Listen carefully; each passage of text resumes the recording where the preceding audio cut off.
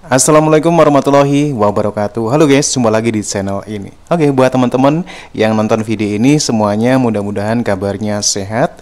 Jangan lupa dukung dengan cara like juga subscribe. Baik, di kesempatan kali ini saya mau reaksi sebuah video dengan judul Inilah Sisi Gelap Malaysia yang tak ada di Indonesia. Oke, seperti apa videonya? Sebelum kita berkomentar, kita akan lihat dulu. Dari Tren Publika ya.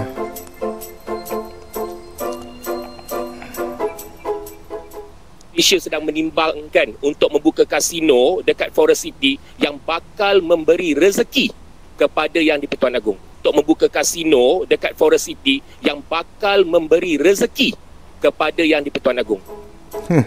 Rezeki haram, pajak kasino. Seperti yang sering kita bahas, kaum Melayu Malaysia selama ini terkesan sombong terhadap bangsa Indonesia. Itu terjadi karena kaum Melayu Malaysia di negeri kasino tersebut sebetulnya sedang kebingungan. Mereka tak memiliki identitas yang jelas dan tidak sanggup membentuk bangsa Malaysia yang bersatu dengan satu bahasa. Negara Malaysia didirikan oleh penjajah British dan diperuntukkan untuk semua kaum, tapi kaum Melayu di negeri kasino berusaha untuk menguasainya sendiri. Sikap aneh itu juga karena propaganda para pemimpin Melayu Malaysia dan tokoh Melayu di sana yang menghamba pada raja-raja kecil di Semenanjung. Walau hanya hamba raja, Profesor Melayu Malaysia jadi merasa sok hebat.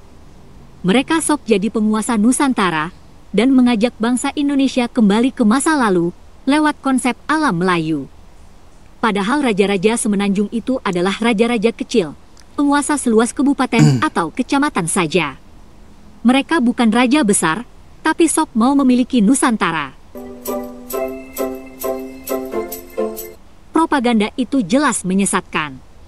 Raja-raja Melayu, tokoh Melayu, dan kaum Melayu yang kerdil di negeri kasino tersebut berusaha pula menafikan perjuangan bangsa Indonesia mengusir penjajah. Kaum Melayu Malaysia di negeri kasino itu mengira Nusantara itu punya nenek moyang mereka, punya embah mereka. Dan mereka berusaha pula mengabaikan tonggak penting bangsa Indonesia, seperti Sumpah Pemuda, Proklamasi Kemerdekaan, dan juga bahasa Indonesia. Sekali lagi, intinya mereka ingin mengabaikan eksistensi bangsa dan negara Indonesia dengan menyebarkan propaganda Mahawangsa Melayu, alam Melayu, serumpan-serumpun, dan sebagainya. Jangan heran jika kaum Melayu di negeri kasino tersebut amat lancang dan berani melabeli bahasa Indonesia dengan kata Melayu. Padahal raja-raja Melayu Malaysia amat takut berjuang mengusir penjajah dari Nusantara. Adalah hak bangsa dan negara Indonesia untuk memberi nama bahasanya dengan nama apapun. Tidak ada hak secuil pun bagi kaum Melayu di negeri kasino untuk ikut campur. Kalau ingin jadi penguasa Nusantara, seharusnya dulu kaum Melayu Malaysia ikut berjuang dan bukannya bersembunyi di ketiak British atau berlindung pada penjajah, dan bahkan membunuh para pejuang kemerdekaan mereka sendiri. Nah, berikut ini adalah sejumlah contoh saja, sisi gelap kaum Melayu di negeri kasino akibat mereka tidak berani berjuang mengusir penjajah dan tidak memiliki kepribadian yang jelas. Mereka juga tak berani menghapus feodalisme, serta menghilangkan warisan tatanan British. Akibatnya, negara Malaysia menjadi negara yang tidak jelas arahnya. Sisi gelap Malaysia itu antara lain, pertama ketakutan kaum Melayu terhadap pendatang asing. Masalahnya, Malaysia menjadi wilayah serbuan kaum pendatang, itu sebenarnya sudah terjadi sejak dahulu kala. Dan hingga kini pemerintah Malaysia dan raja-raja Melayu di negeri kasino tersebut tidak mampu menanganinya dengan baik. Para petugas Malaysia yang mengurusi masalah ini juga mudah disuap. Selain itu, pada dasarnya perekonomian Malaysia juga amat bergantung pada industri dan perdagangan yang memerlukan pekerja asing. Video berikut ini memperlihatkan betapa takutnya kaum Melayu di negeri kasino tersebut pada kaum pendatang. Mereka menganggap kaum pendatang telah mencuri rezeki kaum Melayu.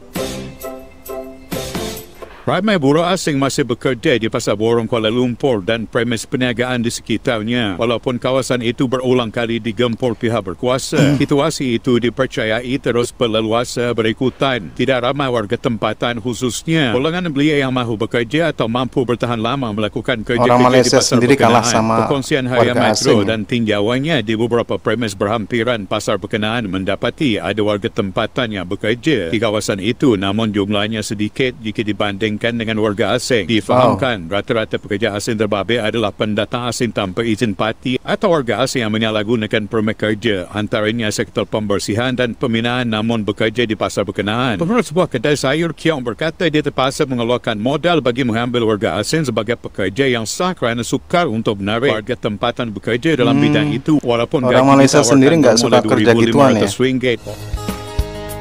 It's stall name burger, only Ramli. Ramli burger. Yes, I want to try Ramli burger, bro. Okay.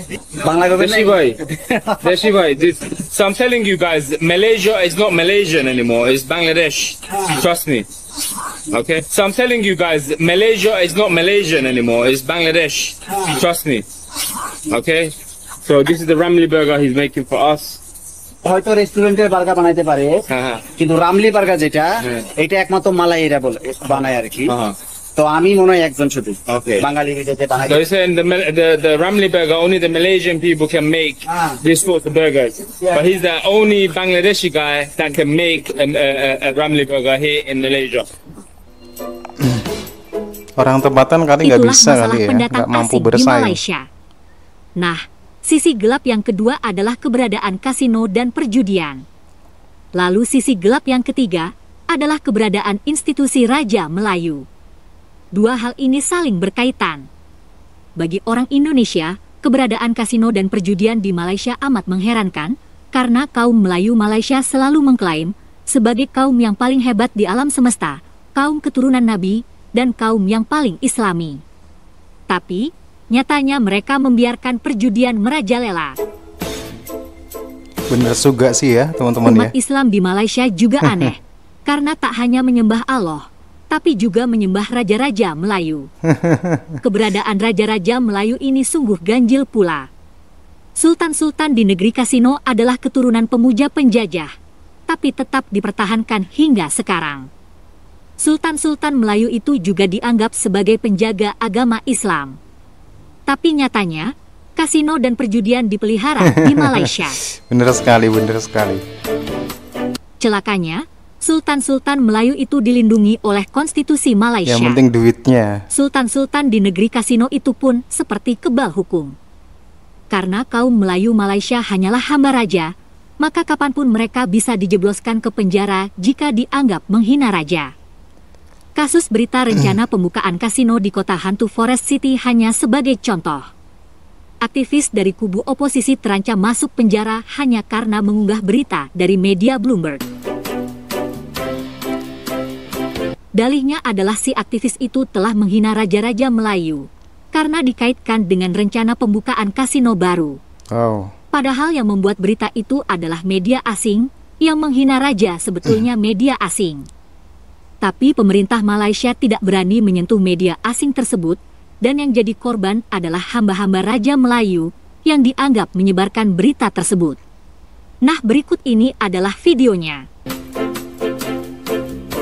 Zaid Malik membidas Anwar Ibrahim berhubung ugutannya kepada orang ramai dengan menyatakan bahawa ia melangkaui skop kuasa Perdana Menteri.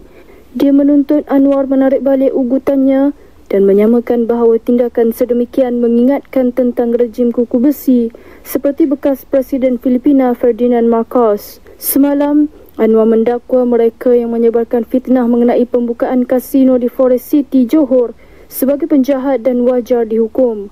Pada 30 April lalu, Jawatan Kuasa Penerangan Bersatu Badrul Hisham Shaharin atau dikenali sebagai Cikgu Bad diheret ke mahkamah atas dakwaan membuat kenyataan berbau hasutan berkaitan projek itu.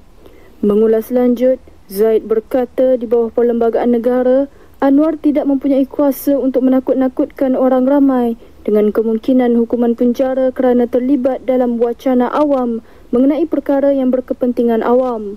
Zaid menambah, Dia mendapati terdapat corak tingkah laku yang Anwar menggunakan institusi diraja sebagai alasan untuk melaksanakan undang-undang yang menindas seperti Akta Hasutan.